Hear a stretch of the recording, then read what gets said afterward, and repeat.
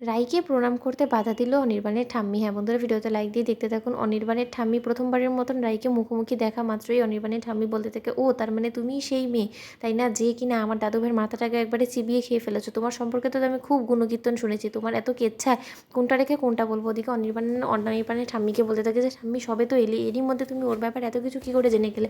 আমি যদি খুব ভুল না হয়ে থাকে, আমি যতটুকু আন্দাজ করতে পারছি যে তোমাকে নিশ্চয়ই রাইয়ের ব্যাপারে এই বাজে তথ্যগুলো নিশ্চয়ই মা দিয়েছে। তখন একথা শোনা মাত্র অনির্বাণের মা বলতে থাকে, অনির্বাণ তুমি মা বুকে হাত দিয়ে বলতে পারবে যে আমি কোনো কিছু ভুল ইনফরমেশন দিয়েছি তোমার ঠাম্মিকে। তোমার ঠাম্মির তো তোমার বইয়ের সম্পর্কে যথেষ্ট পরিমাণে সব কিছু জানার অধিকার আছে। সে তুমি যতই আমাদেরকে তোমার জীবন থেকে দূরে সরিয়ে দাও না কেন, কিন্তু তারপর আমাদের তো তোমার প্রতি একটা দায়িত্ব কর্তব্য আছে। আর সেটা থেকেই আমাদের মনে হয়েছে যে তোমার ঠাম্মি যেহেতু গুরুজন, তাকে সব কিছু জানানোটা প্রয়োজন। আর তারও তো জানার অধিকার আছে যে তার নাতবউটা ঠিক কীরকম, তার চরিত্র সম্পর্কে সব কিছু জানার তো তার অবশ্যই অধিকার আছে। আর যাই হোক না কেন, তুমি একমাত্র তার বংশধর বলে কথা। তখন অনির্বাণ বলতে থাকে যে, মা আমার তো যা মনে হচ্ছে যে তুমি ঠাম্মিকে অলরেডি সবই বলে দিয়েছো, বরঞ্চ বাড়িয়েই বলেছো, তাই না।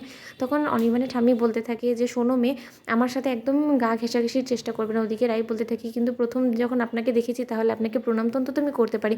তখন অনির্বাণের ঠাম্মি বলতে থাকে, একদম না, তোমার মতন নির্লজ্জ বেহায়া মেয়ের প্রণাম নিতে আমি অন্তত ছন্দ বোধ করি না। ওদিকে একথা বলা মাত্র রাই বলতে থাকে যে, আচ্ছা আপনি তো অনির্বাণের প্রণামটা নিলেন, তাহলে আমি প্রণাম করলে তাতে আপনার কিসের এত আপত্তি।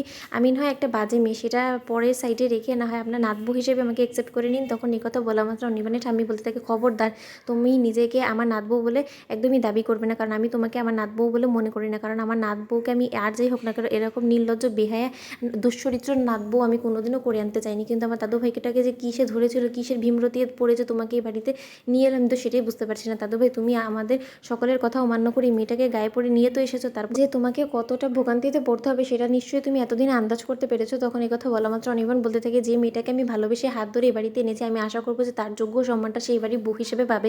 আর যদি তোমরা কেউ সেই যোগ্য সম্মানটা ওকে না দিতে পারো, তাহলে বরঞ্চ বলো তোমরা এখানে থেকে যাও, আমি ওকে বরঞ্চ নিয়ে আলাদা হয়ে যায়। তখন এই কথা বলা মাত্র রাই বলতে থাকে, অনির্বাণ তুমি ঠাম্মির মুখোমুখি কেন আমাকে নিয়ে এত তরফদারি করছো বলো তো। তখন অনির্বাণের ঠাম্মি বলতে থাকে, থাক আমার সামনে ন্যাকা সাজার কোনো দরকার নেই, তোমার যে আসল চেহারাটা কি সেটা আমার কাছে ঠিক পরিষ্কার মতন হয়ে গিয়েছে। তাই আর যাই হোক না কেন, তুমি আমার সামনে ন্যাকা সাজার একদম চেষ্টা করো না।